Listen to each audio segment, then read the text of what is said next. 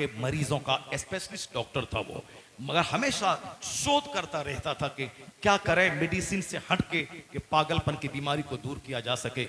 एक बार वो रास्ते में सफर कर रहा था, कभी बाग को देखता, दरख्तों को देखता, सोसाइटी के लोगों को देखता, जैसे हम लोग घूमते, नजर पड़ गई उसके बाल पे, नजर पड़ गई। कोई दूसरा होता तो नहीं बोलता, मगर हमने बोल दिया, चूंकि अगर हमने बोला तो मेरा जितना बच्चा है वो लोग सुन ले, फिर कभी वो डाइव नहीं करवाएगा, इसी सोच में बोलते हैं। अल्लाह ताला जिसको चाहता है हिदायत देता है। हम लोगों का काम नहीं कि गले में चादर डाल करके मस्जिद घुसा दें, ना नबी पर फर्ज था ये काम, ना किसी आलिम पे फर्ज है।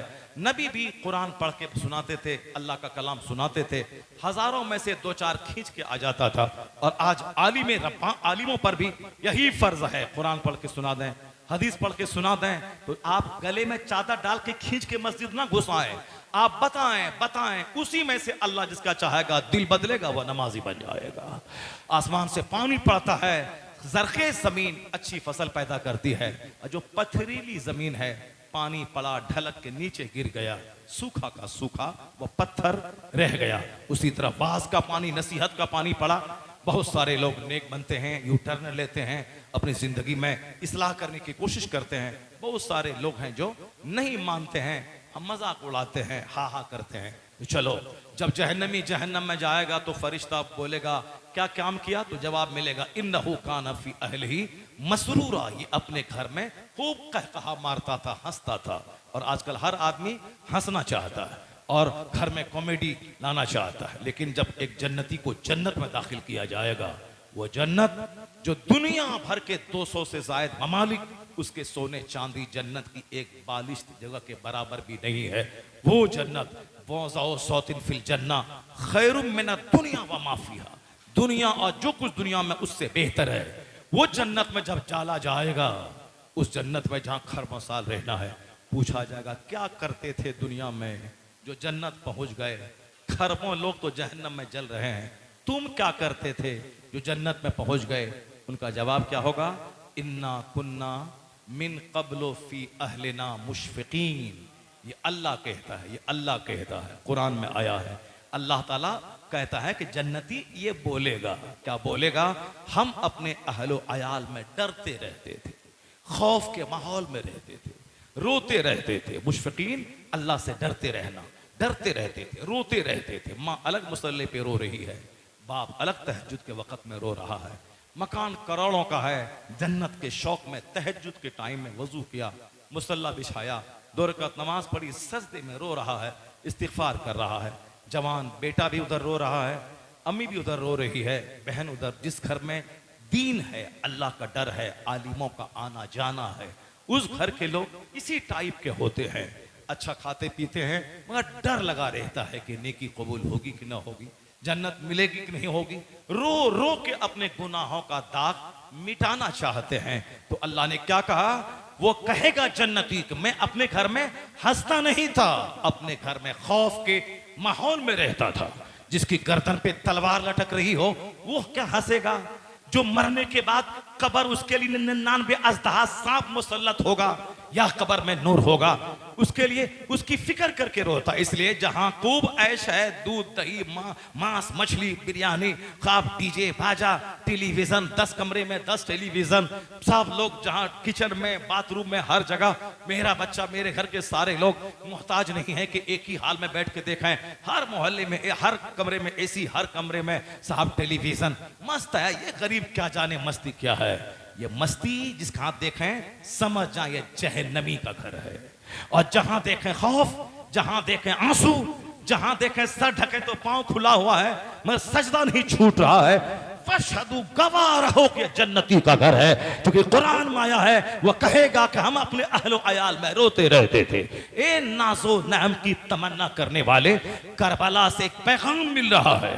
हजरत इमाम हुसैन हैं, जब अमीर मुआविया का इंतकाल हुआ और यजीद खबीस मरदूद वो खिलाफत को गस्ब करके, बादशाहत को गस्ब करके उस गद्दी पे बैठ गया।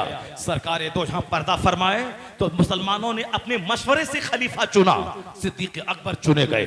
वह 2 साल चंद महीना खलीफा रहे। उनका जब इंतकाल हुआ मुसलमानों ने मशवरे से चुना हजरत उमर फारूक आजम को।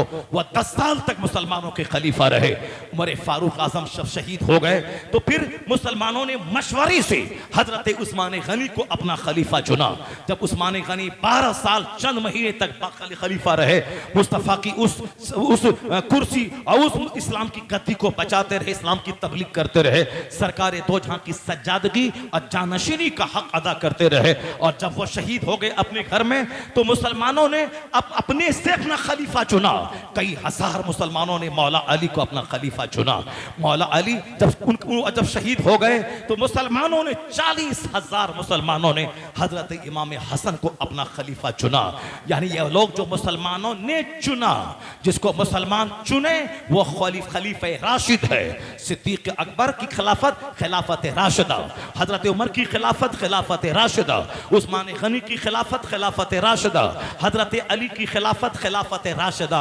राशिदा का मतलब वो खिलाफत जो कुरान हदीस पर बेस्ड हो, यानी वो गवर्नमेंट जो बेस्ड ऑन कुरान एंड सुन्ना हो, जो कुरान के मुताबिक और मुस्तफा की हदीस के मुताबिक चले, वो है खिलाफत राशिदा।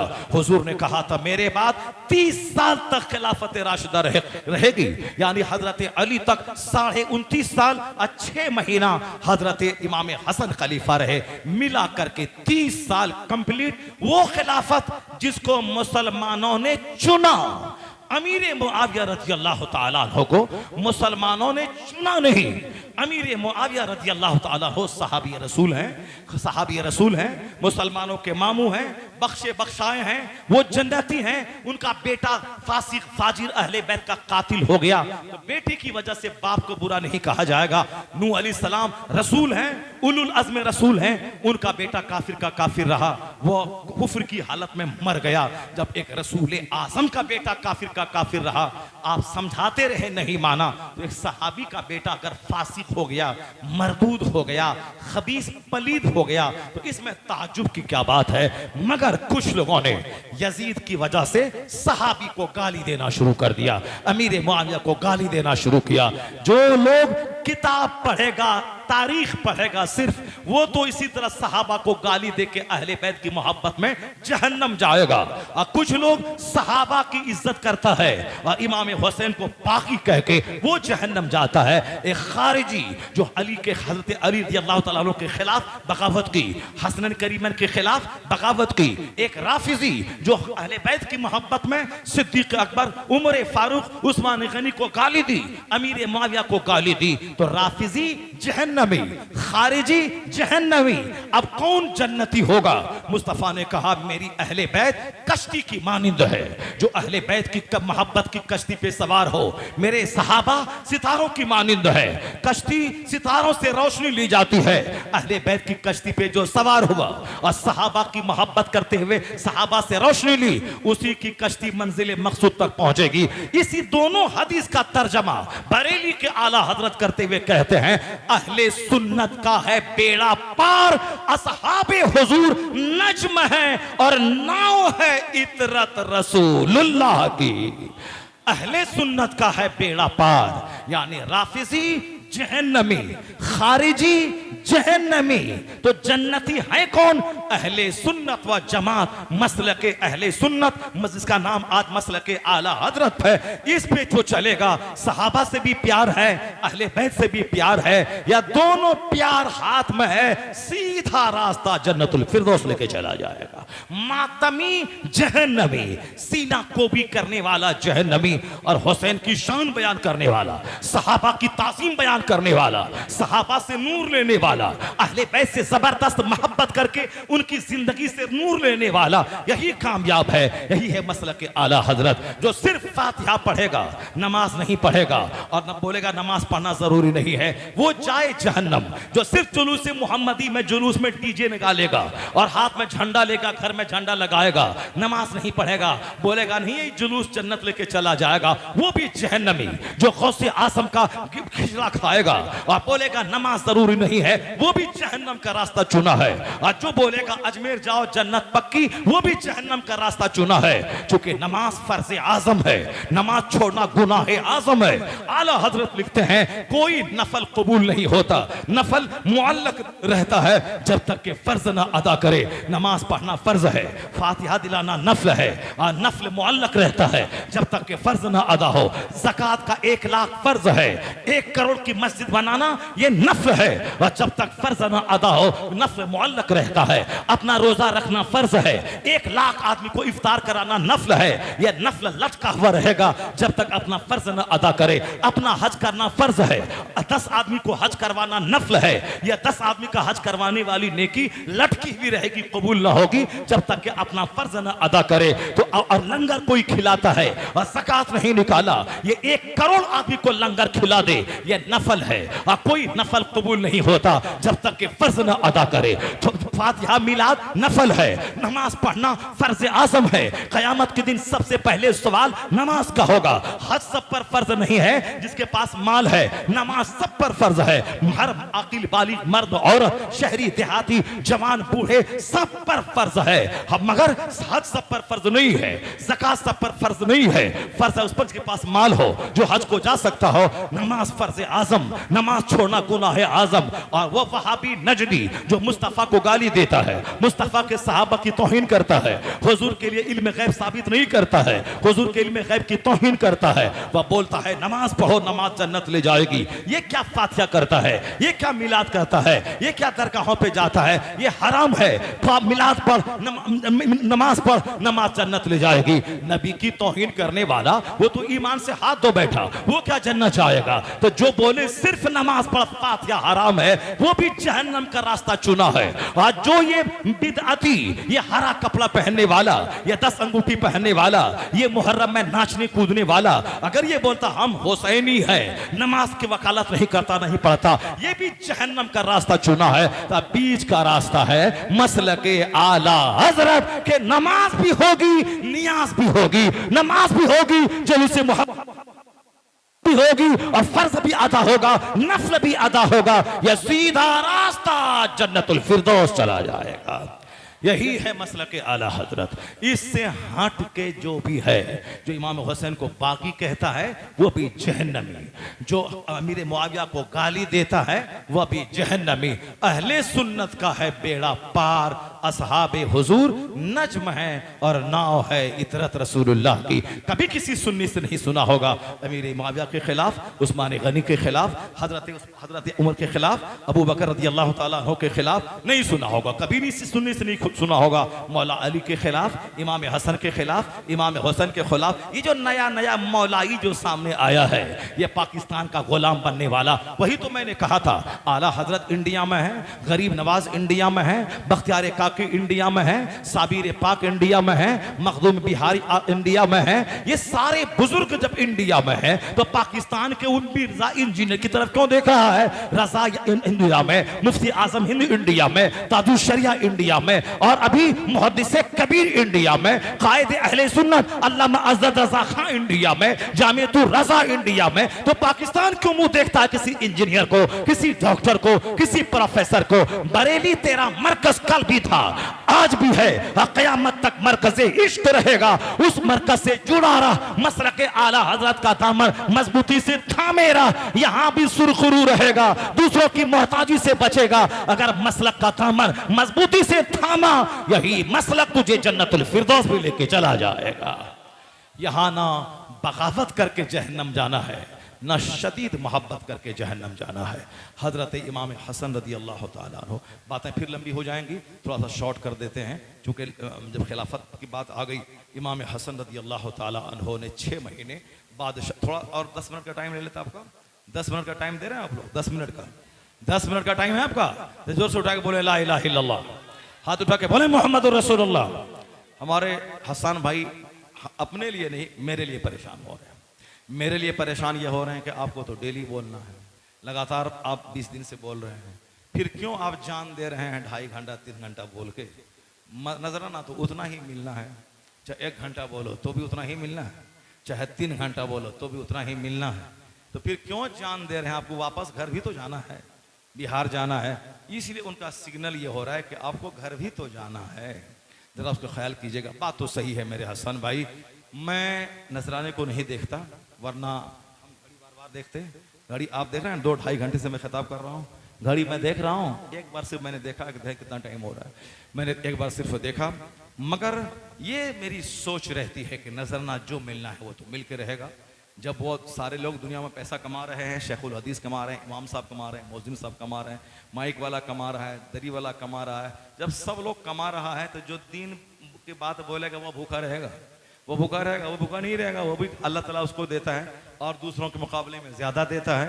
इसलिए हुजूर ने फरमाया, जो दीन की खिदमत को अपनी जिम्मेदारी बना लेता है, जो दीन का गम लगा लेता है, अल्लाह उसकी दुनिया का कफील और जिम्मेदार हो जाता है। दीन का गम जो नमाज रोज़े हज और ज़कात के साथ दुनिया कमाता है, अल्लाह ताला उसकी दुनिया को आसान बना देता है। और जो दुनिया ही में दिन रात डूबा रहता है, उसके लिए अल्लाह गरीबी का रास्ता खोल देता है, कमाता जाता है खरबों, महा भिखारी होता जाता है। और कभी दुकान में, कभी हॉस्पिटल में, कभी गाड़ी में और कभी फैक्ट्री में बैठे बैठे चक्कर आया, मर गया। न दुनिया में सुख मिला, न चैन मिला, न जी भर के तिलावत, न जी भर के इबादत, न 3 घंटा महफिल में बैठ करके इस्लाम सुनता है। कौन अरबपति, कौन डॉक्टर, कौन इंजीनियर, कौन प्रोफेसर, कौन स्कूल का टीचर बैठता है? ये तो आम लोग हैं जो बेचारा दिन भर खेत में रहा, रात भर इस्लाम सुनने के लिए बैठ गए। ये अरबोंपति कभी कार पे, कभी मॉल में, कभी फैक्ट्री में, कभी शहर दिल्ली में, कभी ऑर्डर लेने, कभी माल सप्लाई करने, उसी में चक्कर आया, गिरा, मर गया, चला गया। मर गया मरदूद, न फातिहा न दरूद। बल्कि ये मोमिन जिसको अपना दुनिया भी कमाना है और 3 घंटे बैठ के दीन भी सीखना है, जुमा भी पढ़ना है, ईदैन भी पढ़ना है, नमाज पंजगाना पढ़ना है, फिर दुकान में बैठना है, खेती बाड़ी करना है, तो अल्लाह ताला उसकी दुनिया का कफील और जिम्मेदार हो जाता है। तो मैं ये सोच करके तकरीर थोड़ी तवील कर देता हूं, ताकि तकरीर तवील हुई, मुमकिन है कि मेरा कोई एक जुमला, एक पैराग्राफ किसी एक आदमी की जिंदगी को बदलने के लिए काफी हो जाए। अगर एक बंदा बदल गया, मौला अली को जो हुजूर ने कहा था, अली अगर तेरी वजह से एक बंदा नेक बना, अरब के सुर्ख ऊंट से काम तेरे लिए बेहतर है। अगर एक बंदा, मुमकिन है कि ये पैराग्राफ नहीं, अगला पैराग्राफ, अगला पैराग्राफ, किसी वजह से अगर एक बंदा यू टर्न लिया, तौबा किया, नेक बना, तो यह काम अरब के सुर्ख ऊंट से बेहतर है। यानी करोड़ों रुपए कमाने से यह काम बेहतर है।